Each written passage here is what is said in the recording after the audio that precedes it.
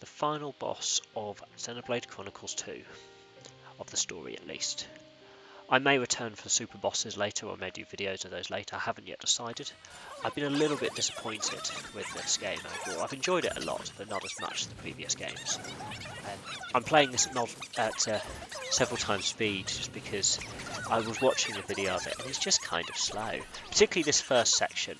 The first section of this fight, you just have to bash through about 25% of its HP to trigger a cutscene. It doesn't matter what state you enter that section in, all of your team will be fully restored at the end after the cutscene. Annoyingly, however, any elemental orbs you put on Aeon vanish, so you don't get to chain straight after it. Well, you basically have to start again with the setup. I found this much easier than I'd hoped it would be. Basically, the one difficulty I've got is that Zeke is rather fragile and likes to keep dying. I probably could have fixed that if I'd given him the right Orcs cores, but I didn't bother to set up Orcs cores at all, really, apart from just a couple I had by chance, and I spent maybe 10 minutes on Orcs cores at one point. Certainly a lot you could do to make yourself more powerful than I am in here. I've put some effort into Morag. You might notice she doesn't die at any point in this fight. She hardly gets hurt, in fact. I've just basically made her untouchable with incredibly high agility. It seems to be quite broken.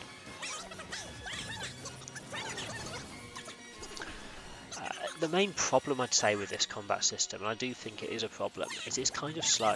The main ways you do lots of damage, or at least the main ways this game teaches you to do lots of damage, is through these big special attacks that just have these really long animations.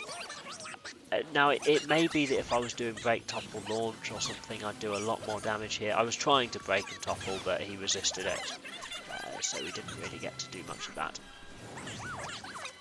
Anyway, this is about to bash through the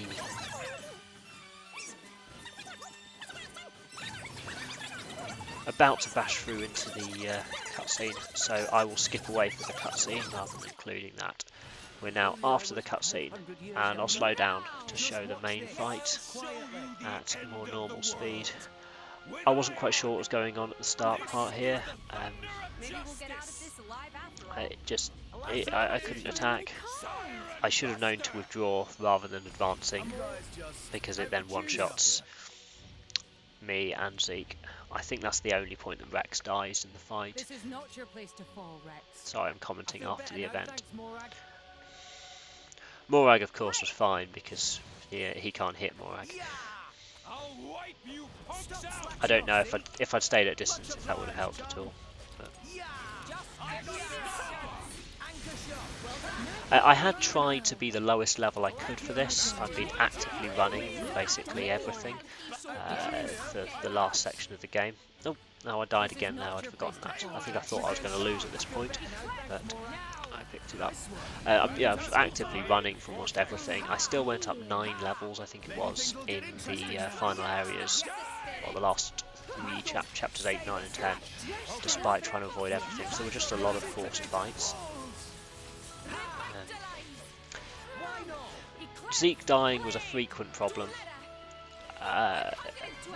I could have fixed that, I think, if I'd put some Orcs cores on him, but I just didn't. So, in this section, what I'm doing is just trying to build up as many of these orbs as I can, and periodically reviving Zeke. Fortunately, to create an orb, you have to do a level 3 combo, and they take a bit of time. And you can't do 2 of the same element, or you don't get an orb for it. I've tried to topple, but no, not happening. Maybe I could if I'd set up some topple resistance reducers or something.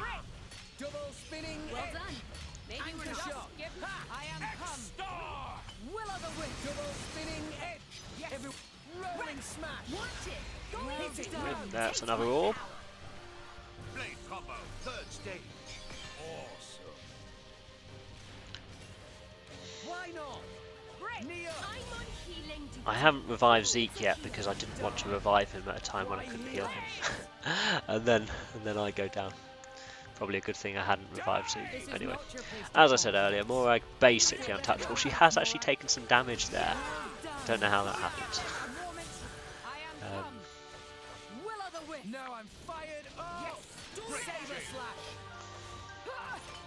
Am I going to use that? I think I am.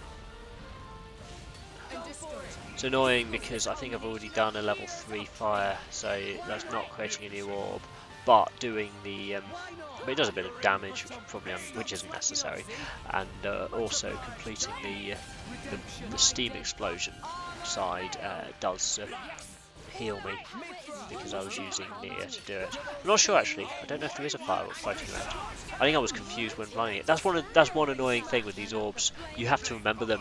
Well, you can try and see them, but they are literally floating around the enemy. But it's tricky to spot them. And when you're trying to stack up several, as I am here, it can take a while. So I've got a dark one, I think a light one, a fire one. It's getting there. The other thing I need to do obviously is fill the chain attack bar.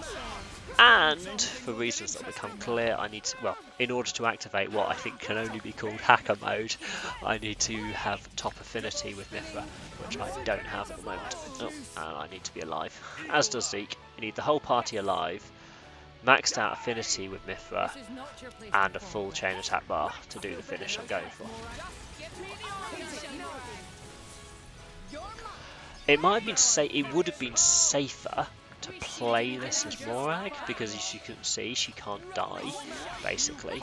So, whereas playing this as Rex, I have the danger that if at any point I go down and there isn't an empty spot on the party bar or chain attack bar, whichever we want to call it, I'll get a game over because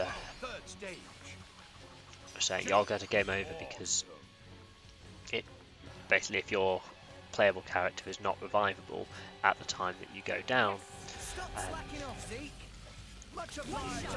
get a game over screen. But thankfully that didn't happen.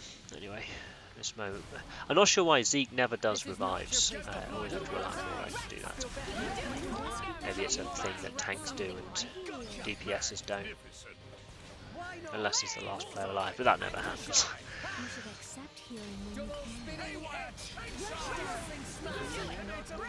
And down again. I really should have invested in Orc's Core or something to keep him alive a little bit better. Not sure if I'm about to do... yeah, that's probably a waste doing that. Unnecessary damage. I think it was just a case of, well, I need to finish the chain somehow. Even if it's... there's already a water orb on it. The damage isn't needed. I think it was just, well, I'm dead, I may as well do something with that.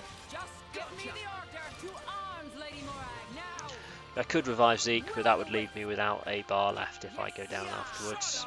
Am I going to do it anyway? Be a little bit silly. No, now I've got a bar left to spare. Now I'll try and revive him, and then heal afterwards with that. Yep. So I need to, even though I've already put a red orb on him, doing the level 3 specials does help fill the bar. So I probably will fire off that steam explosion if I can, just for that purpose of adding more to the bar. So at this point, if I can fill the bar, I win. Is the strategy I was playing for. Just anything to fill the chain attack bar, or party bar, whichever you want to call it.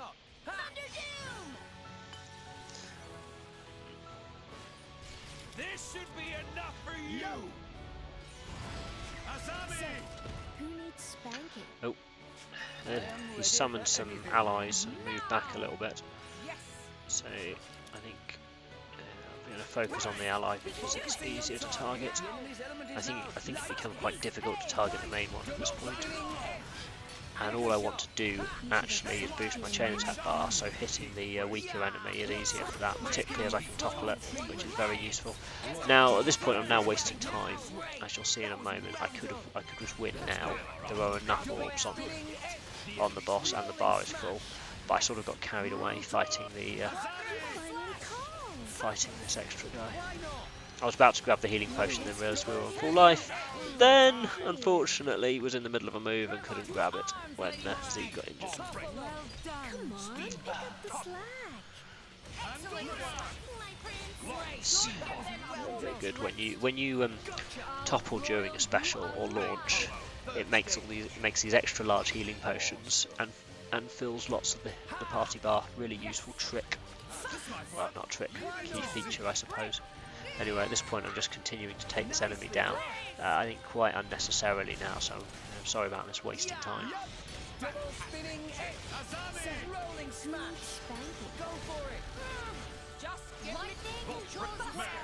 Anyway, now he goes down. Then, how long did it take me? I can't remember how long it took me to think, what am I doing? There we go, I've realised my affinity's maxed, the bar's full, let's target the enemy and let's do it. So, get Pyra or Mithra to transform into what I call hacker mode, and start the chain attack. I've got 4 orbs on him, which is more than enough. I don't know if it's more than enough, it's definitely enough. 3 might have been enough.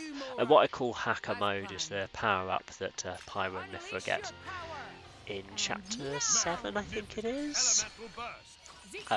Basically, if you're at full affinity with them, you can activate this mode. I took a moment to pick which attack to use here. If in doubt, his favourite blade. You can activate this mode where Pyra's hair turns green, and she just gets ridiculously overpowered. It's useful outside of a chain attack, but I was saving it for when I had the chain attack ready because I just wanted to end the game in one go once it was up. Outside of a chain attack, it helps you finish your level 3 specials because it can combo with anything, and you can basically pick which element it is. And also just does way more damage. Anyway, at this point, I've broken 4 of those orbs, and as I did some of them with opposite elements, that was enough to activate this thing called full burst mode, where you just suddenly start doing ridiculous amounts of damage, which in this case created an overkill. And did 3.3 million damage, more than enough to take the boss down. So overall, not sure what to think of this fight. I've enjoyed the game, but it wasn't the best. Do give me thoughts on if you'd like to see anything else in particular from me. Anyway, hope you enjoyed this. Thanks for watching. Bye for now.